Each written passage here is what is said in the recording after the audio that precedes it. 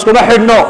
sidii ninkii nebiga u yimid ee yidhi laba nin oo walaale ayay ahaayeen midna farsamo yaqaan buu ahaa midna masjidka nebigu fadhin jiray oo nebigu cilmiga ka reebi jiray calayhi salaatu wassalaam marka kii xirfadlaha ahaa ee magaalada u shaqo tegi jiray ayaa nebiga ku dacweeyey calayhi salaatu wassalaam wuxuu ku dacweeyey walaalkii yaa rasuul allah aniga un baa soo tabcaya buuri isaguna halkan masjidka un buu fadhiyaa wuxuu nebigu ugu jawaabay lacallaka turzaqu bihi buu ka yidhi lacallaka turzaqu bihi waxaa xaqiiqo ah oo dhaba buu nebigu leeyahay in arsaaqadaba ilaahay isaga kugu siinay fadligiisa tawakulka tala saarashada ilaahay uu tala saartay ictikaafka masjidka uu ku jiro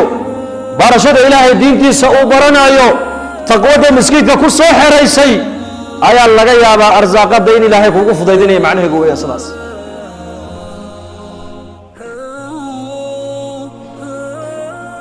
marka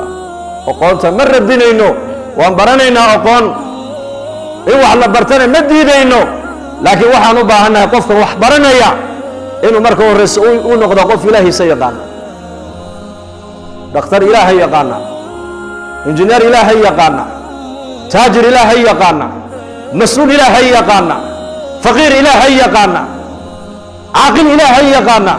ogaas ilaahay yaqaana waa inaad noqotaa qof ilaahay yaqaana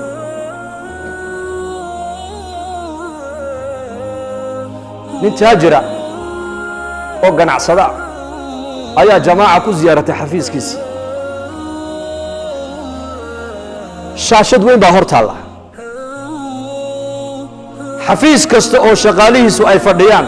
kamerada u dul saaran halkaa buu kala socdaa si fiican hadalka u dhagaysta markaasay jamaacaddii kolkay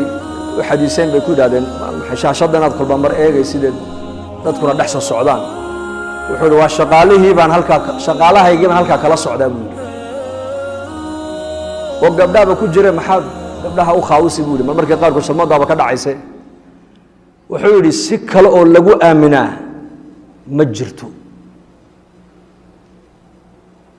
kameraagaa bay ka baqayaan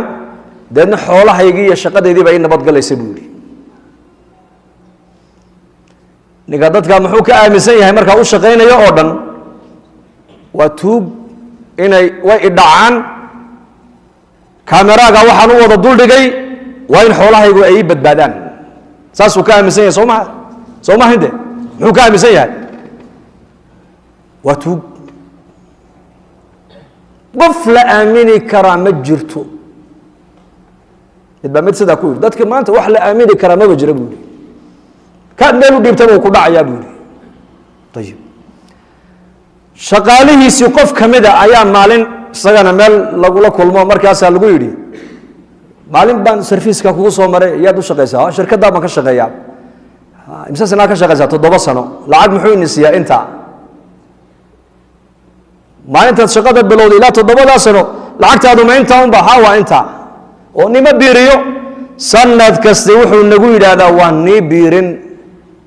noomana biiriyo ballan kasta sanad walba ballan buu noo qaadaa ballanna ma ilaaliyo waana beenaale bay yidhahdeen iyakii shaqaalihii waxay isaga ka aaminsan yihiin waa beenaala ninkaas isagii iyaka wuxuu ka aaminsan yahay waa tuug haddana ninkii maalin dambaan aragnay bal waranoo ma fiicantaha shirkaddii way kacdo waan xidhay buu yidhi maxaad u xidhay wax dad waan aaminaan weynay buuhi khalaas dadkii ammaano male buu yidhi waxaa laga yaabaa dadka u shaqaynaya o dhan inay jaamacada ka soo baxeen isagani inuu jaamacad soo dhigtaan laga yaabaa laakiin ammaano qofki inuu yeesho inuu ballan buuxiyo uu noqdo inuu rusheego uu noqdo inuu cadaalad falo uu noqdo inuu dabeecad wanaagsano uu noqdo ma dibloom bay u baahan tahay mise iimaan bay u baahan tahay bal ii sheega iiga jawaaba qofku inuu rusheego noqdo uu ballan buuxiye uu noqdo ballan ilaaliye dabeecad wanaagsane cadaalad sameeye ixsaan sameeye inuu noqdo ما دبلوم مو باهي هي